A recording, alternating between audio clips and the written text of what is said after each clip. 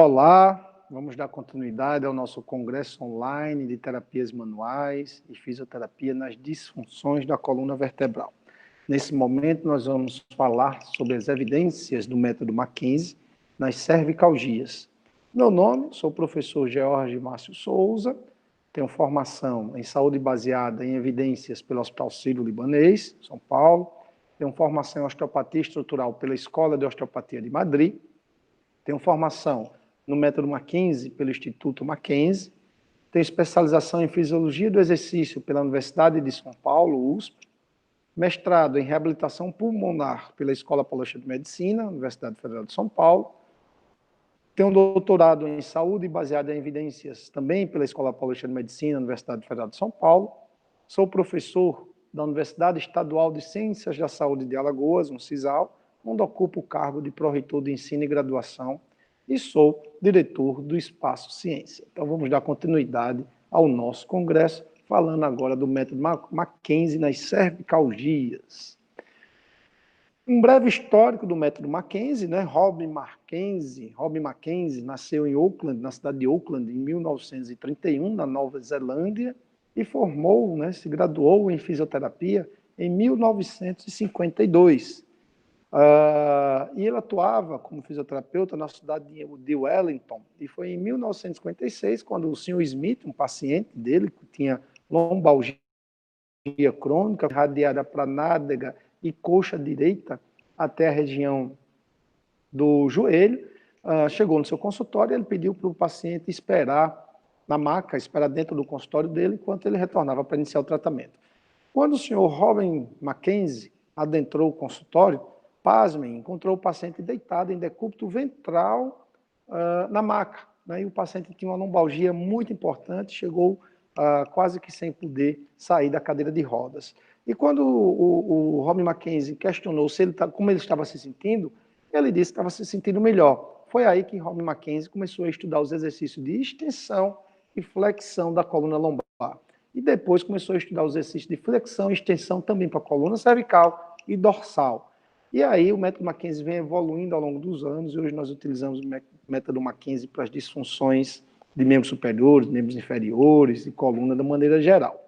Então foi assim que o método surgiu lá em Auckland, lá na Nova Zelândia, em Wellington, na clínica do Sr. Robin Mackenzie. E aí, falando um pouquinho das evidências científicas, eu trago para vocês essa pirâmide, onde nós podemos identificar do ápice da pirâmide para a base da pirâmide, o maior nível de evidência científica no ápice e o menor nível de evidência científica aqui na base da pirâmide. Então, quando nós queremos buscar uma informação científica, quando nós queremos tirar dúvida em qual ferramenta utilizar, qual técnica utilizar no nosso paciente, o que nós vamos ler e estudar para que nós tenhamos o maior nível de evidência científica? Então, nós vamos olhar para o ápice da pirâmide, nós vamos ler e estudar as revisões sistemáticas e os ensaios clínicos randomizados. São os dois tipos de estudos que possuem o maior nível de evidência científica. Observem que na base da pirâmide existem os relatos de casos e as opiniões de especialistas. Então, as opiniões de especialistas, elas sim têm alguma evidência científica, porém é o que tem menor nível de evidência científica. Mas não é a opinião isolada de um especialista. É a opinião de especialistas em editoriais, em reuniões de consenso científico, onde a opinião deles é levada em consideração, porém, essas opiniões isoladas dos estudos têm um menor nível de evidência científica. E o que é uma revisão sistemática? Muita gente confunde revisão sistemática com revisão da literatura apenas. Quando nós falamos em revisão sistemática, nós estamos levando em consideração que a busca daqueles artigos científicos, ela não é limitada a tempo, ou seja, quando você faz uma revisão sistemática, você não pode limitar o tempo de busca. Ou seja, vou fazer uma revisão sistemática e vou incluir artigos dos últimos 5 anos, 10 anos. Não, você tem que incluir os artigos desde o início da base de dados, e não dos últimos anos. Então, a revisão sistemática ela não tem limite de data, não tem limite de língua. Você tem que incluir todas as línguas, todos os artigos escritos em línguas diferentes na sua revisão sistemática. E você tem que garantir que você vasculhou a literatura mundial. Então, você não pode limitar as bases de dados. Por exemplo, vou fazer a revisão sistemática e vou pesquisar no PubMed e no Medline. Não, você tem que pesquisar não só nessas bases de dados, você tem que pesquisar nessas, mas também em outras bases de dados ao redor do mundo. Nós temos várias. Tá? Então, isso é uma revisão sistemática. É uma busca criteriosa na literatura mundial. E também você precisa criar critérios de qualidade. Você não pode simplesmente incluir qualquer artigo. Você tem que criar critérios de qualidade, de avaliação da qualidade daqueles artigos científicos, daquelas pesquisas científicas que você vai incluir nas suas revisões sistemáticas. Por isso que as revisões sistemáticas estão no topo da pirâmide das evidências científicas. E os ensaios clínicos randomizados estão logo abaixo, né, que são aquelas pesquisas com critério científico, onde é feito a randomização, ou seja, a distribuição em grupos de forma aleatória, onde é feita uma aplicação de uma terapêutica, preferencialmente duplo cego, ou seja, onde o paciente não sabe o que está acontecendo com ele, o terapeuta ou a pessoa que está avaliando também não sabe. Então, os ensaios clínicos randomizados também estão no topo da pirâmide das evidências científicas. E o que são as meta-análises? Meta-análise nada mais é do que um teste estatístico aplicado nas revisões sistemáticas. Então, quando nós temos revisões sistemáticas e temos um número significativo de artigos científicos que são homogêneos, ou seja, que podem ser comparados entre si, a gente aplica um teste estatístico que é a meta-análise. E aí ela traz para nós quais das intervenções são melhores, piores ou indiferentes. Uma meta-análise nada mais é do que um teste estatístico para as revisões sistemáticas. Bom, já falando um pouquinho aqui, entrando no nosso tema propriamente dito, que são as cervicalgias e o método Mackenzie, tem um fenômeno interessante que o Robin Mackenzie observou e que é muito bem escrito na literatura, muito bem relatado, muito bem descrito na literatura mundial, que é o fenômeno da centralização da dor. O que é centralização da dor? O Mackenzie já descreve muito bem isso. Quando você tem um paciente com cervicalgia, lombalgia, enfim, onde essa dor ela é irradiada e onde você aplica os exercícios, seja ele de flexão, extensão, e essa dor centraliza, ou seja, ela vem da periferia para o centro da coluna vertebral, isso é um bom prognóstico. Os pacientes que apresentam essa centralização têm uma tendência, têm um prognóstico melhor para melhorar dessas dores, seja cervicais ou lombares. Então, o fenômeno da centralização nada mais é do que a dor desaparecer das extremidades e caminhar para o centro da coluna. O contrário também é verdadeiro. Aqueles pacientes que possuem dor e que com movimentos a dor descentraliza, ou seja, a dor irradia para os membros, tem um mau prognóstico. Então, esse é um método de avaliação que o Mackenzie usa, extremamente estudado no mundo, vários artigos científicos publicados sobre isso, e que já mostra para nós que o fenômeno da centralização, ou seja, quando a dor do paciente caminha para o centro da coluna, isso é um bom preditor de prognóstico. Tá? Isso é um bom prognóstico. É um sinal que o paciente tem uma grande tendência de melhorar. Então, esse é um estudo que mostra isso. Um estudo publicado na Spine Journal, que mostra o fenômeno da centralização como preditor para pacientes com dor na região lombar, nesse caso, nesse estudo especificamente. Então, ele mostrou que a centralização observada durante a avaliação com o método Mackenzie tem uma especificidade de 89% em pacientes sem capacidade grave ou sofrimento. Tá? Desculpa, tem uma especificidade de 89 pacientes. E entre pacientes sem capacidade grave e sem sofrimento, a especificidade chega a ser de 100%. Tá? Na presença de incapacidade grave, a especificidade diminui, porém, ainda é de 80%. O que é que isso quer dizer? Que quando o paciente apresenta o fenômeno da centralização, nós podemos afirmar com 80% de chance que esse paciente tem uma grande probabilidade de melhorar. Com 80% de chance de acertar que esse paciente tem uma probabilidade de melhorar. Então, isso é um fenômeno bem descrito na literatura, esse fenômeno da centralização, e nós observamos muito isso nos nossos pacientes quando são avaliados pelo método Mackenzie.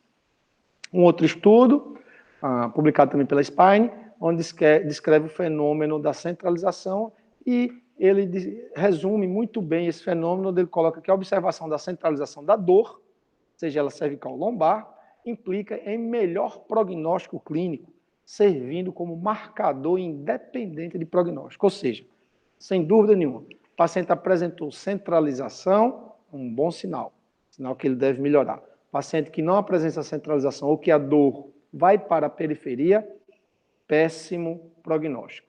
Sinal que talvez o paciente não melhore. Isso é bastante utilizado e bastante utilizado na literatura mundial. Aqui um estudo bem interessante que avaliou o quanto os profissionais que utilizam o método Mackenzie,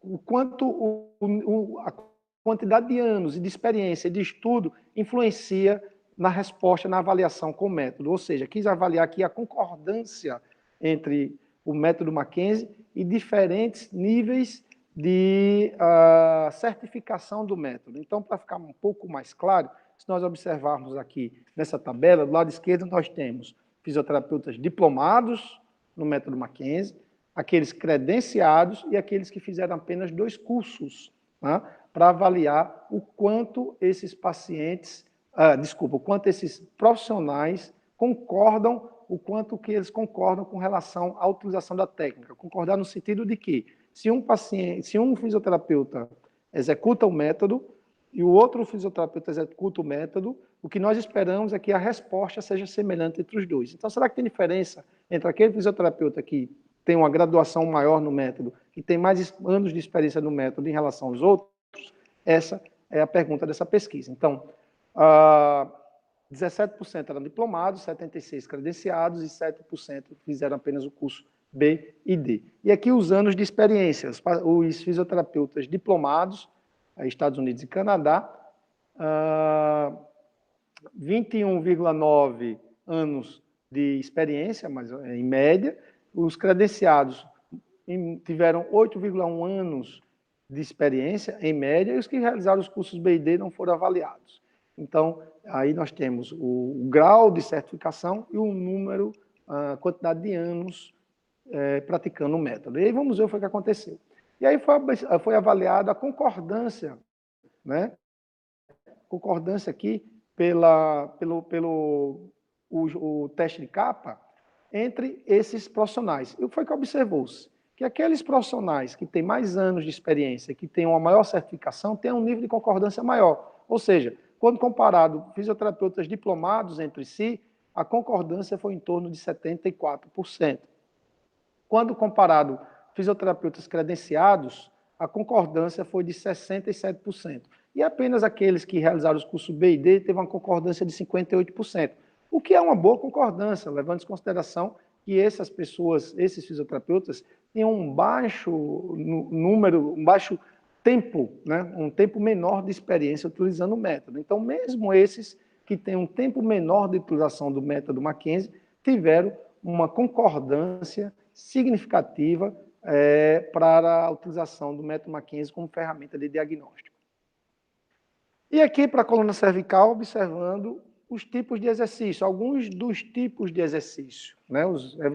Lógico que existe uma evolução desses exercícios, aqui os mais simples, né? Exercício de flexão e extensão, com as suas variações. Então, esse é o tipo de exercício que nós utilizamos para observar o mecanismo de centralização ou o mecanismo de descentralização da dor, né? Então, foi aquele estudo anterior que nós vimos pegou-se fisioterapeutas de diferentes níveis que utilizam o método Mackenzie e avaliou o quanto que eles concordam entre si com a utilização do método. Ou seja, se 10 fisioterapeutas diplomados utilizarem o método e 10 fisioterapeutas credenciados utilizarem o método, a resposta que esses vão encontrar são semelhantes, nós vimos que tem uma boa concordância, tá? Então, esses são alguns dos exercícios que nós utilizamos com o método Mackenzie para observar o fenômeno de centralização da dor, né? E também a evolução desses exercícios também para o tratamento. Aqui, um ensaio clínico, né, um ensaio clínico comparando o método Mackenzie e um programa de reabilitação para pacientes com cervicalgias, ok? Então, o que é que esse estudo fez? Pegou um grupo de pacientes, utilizou o método Mackenzie, e outro grupo de pacientes utilizou-se um programa de reabilitação convencional, inclusive com a utilização de gelo, de TENS, né, em pacientes com cervicalgias, ok? Então, o que é que nós observamos aqui? Então, se nós observarmos aqui a localização da dor, então, quanto maior essa numeração aqui nessa coluna da esquerda, 0, 1, 2, 3 e 6, quanto maior essa numeração, mais distal é a dor. E nós vimos nos slides anteriores que quanto mais distal a dor, pior o prognóstico. Então, quanto mais proximal, quanto mais central a dor, melhor o prognóstico. E aí nós temos o grupo M-grupo, que é o grupo tratado com o método Mackenzie, e o grupo tratado com o programa de reabilitação convencional em pacientes com síndrome do desarranjo, né, que é uma subclassificação do diagnóstico pelo método Mackenzie, né, em pacientes com cervicalgia. Então, o que é que nós observamos? Que os pacientes que realizaram o método Mackenzie, 18 pacientes ficaram sem nenhum sintoma. Então, nós observamos aqui que 18 pacientes, os sintomas desapareceram. E em apenas 2 pacientes, os sintomas ficaram mais periféricos, na palma da mão. Enquanto que no grupo de reabilitação convencional, aqui grupo T, nós observamos que nenhum paciente ficou livre de dor. Nenhum paciente ficou livre dos sintomas. E que 29 pacientes tiveram a dor na periferia, na palma da mão, que seria o mais distal possível. Então, aqui nós podemos ver claramente a melhora nos sintomas dos pacientes que realizaram o método Mackenzie em comparação com os pacientes que fizeram um programa de reabilitação convencional.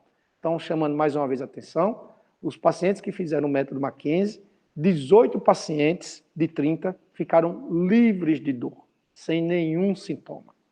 Ok? E enquanto que nos pacientes que fizeram reabilitação convencional, todos os pacientes tiveram sintoma.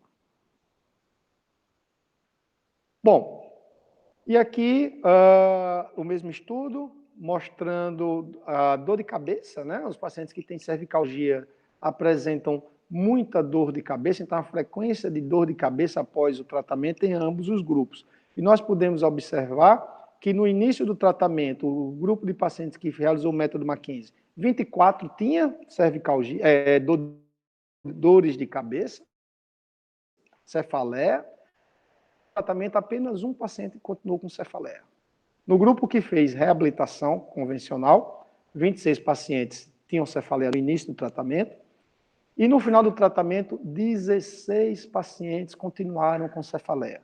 Então, o método Mackenzie, além de melhorar a cervicalgia, como nós observamos no slide anterior, diminuiu a cefaleia, diminuiu a dor de cabeça em 24 pacientes. E apenas um continuou com dor de cabeça no final do estudo.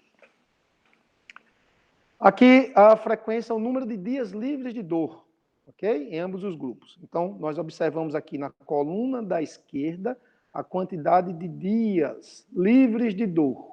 E aqui nós temos o grupo M, grupo Mackenzie, e o grupo reabilitação convencional. Então, observe que no grupo de tratamento, o grupo de Mackenzie, 12 pacientes não ficaram com dor todos os dias, ou seja, não experimentaram nenhum dia livre de dor, 40%. Porém, no grupo de reabilitação convencional, 31 pacientes, ou seja, 100% dos pacientes experimentaram dor todos os dias. Ou seja, nenhum paciente chegou a ficar sequer um dia livre de dor.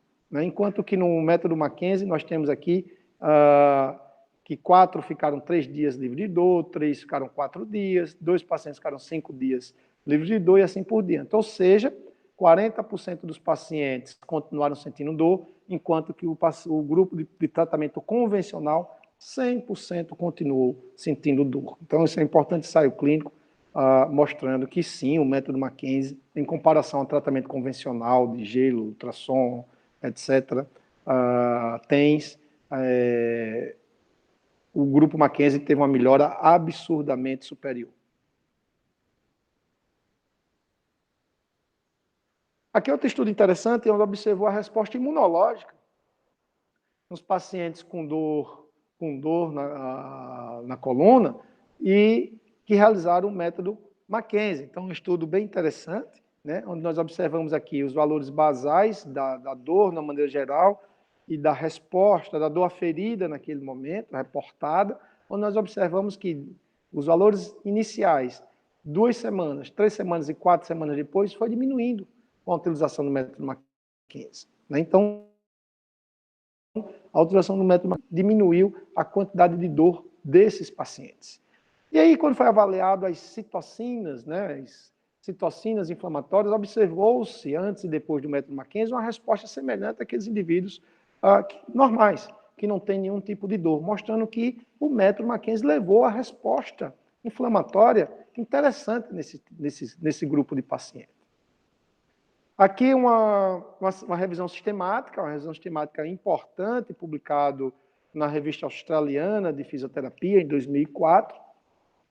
E aí eu coloquei aqui a conclusão dessa revisão sistemática, onde mostra que os pacientes aqui no caso, com dor na região lombar, que realizaram o método Mackenzie, tiveram resultado bem maior na diminuição da dor e na disfunção, e num curto espaço de tempo, tá? Comparado com outras terapias. Então, o método Mackenzie levou a uma diminuição da dor significante e num curto espaço de tempo em comparação com outras terapias.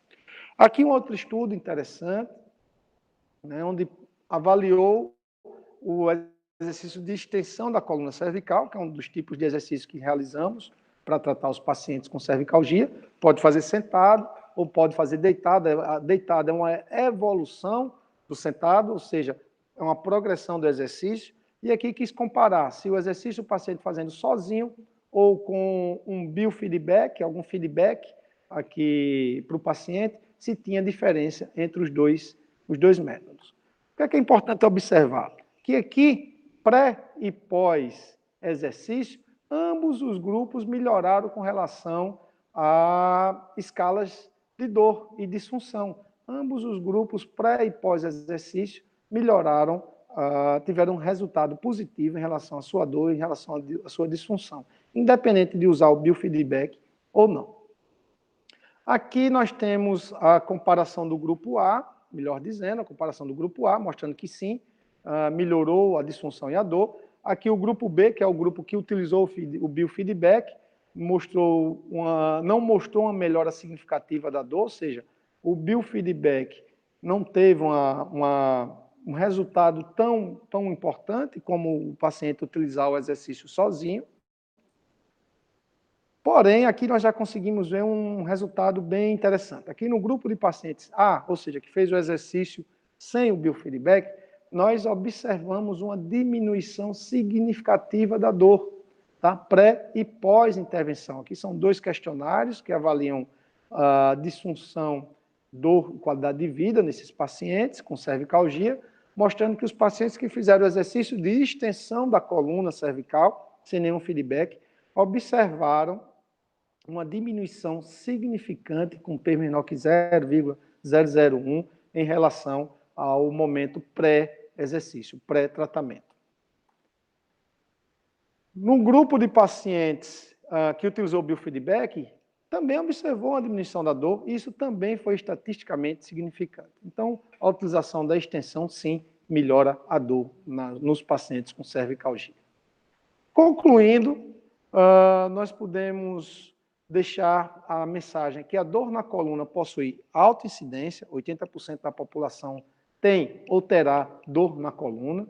O modelo biopsicossocial já está bem estabelecido, ou seja, a maior parte das dores de coluna estão relacionados ao modelo biopsicossocial e não a alguma alteração estrutural, ou hérnia de disco, ou espondilolistese, ou alguma outra alteração estrutural da coluna, ou seja, a maioria dos pacientes que possuem dor na coluna, cervical, lombar, está relacionada ao modelo biopsicossocial de ansiedade, trabalho, rotina diária, postura.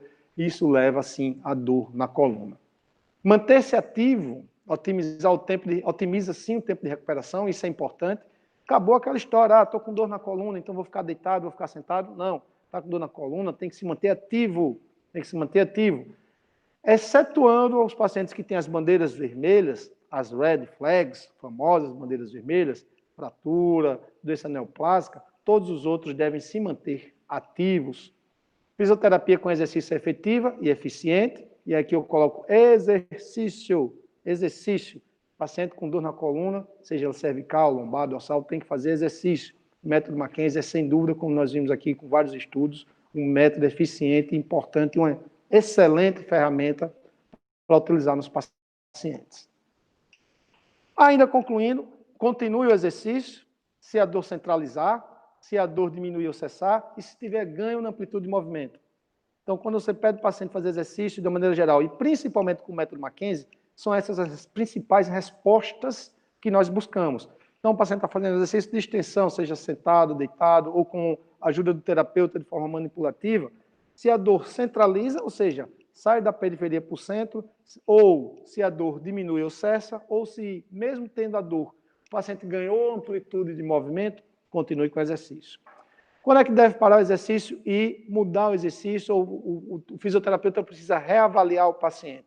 Se a dor periferizar, ou seja, se a dor sair do ponto onde estava e ir mais para a periferia, isso é um mau prognóstico, interrompa o exercício, reavalie. Se a intensidade aumentar ou se houver diminuição na amplitude de movimento. E então, nesses casos, você deve reavaliar o tratamento, deve reavaliar o exercício e mudar.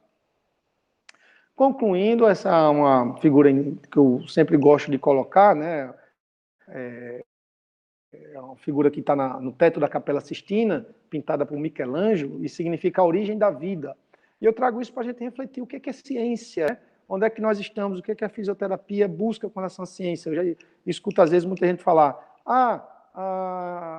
ainda a fisioterapia tem pouca evidência. De forma alguma, nós temos muita evidência de tudo que nós fazemos. Nós temos muita evidência dos métodos, das técnicas, das terapias manuais. Só que evidência não é só para o que funciona, é evidência para também o que não funciona. Então, quando nós dizemos que nós temos evidência, nós dizemos que isso tem evidência que funciona e isso tem evidência que não funciona. Então, hoje nós temos um grande número de artigos científicos que nos deixam tranquilidade para escolher qual a melhor ferramenta utilizar, qual o melhor método, o melhor técnico utilizar com nossos pacientes. Tá? Então, quando Michelangelo pensou isso aí, pintou essa figura e chamou de origem da vida, o que é que Michelangelo estava pensando? O que é que vocês acham que Michelangelo estava pensando quando ele pintou isso no teto da Capela Sistina e chamou de a origem da vida? Será que naquela época Michelangelo estava pensando na dupla hélice de DNA como a origem da vida? Certamente não.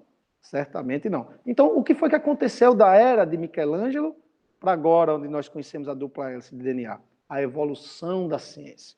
Existem profissionais que continuam lá atrás, sem buscar o conhecimento, sem se capacitar, sem se especializar, e querem mudar a vida. Não tem como. Para que você mude sua vida, você tem que melhorar, você tem que investir no seu produto. O seu produto é a fisioterapia.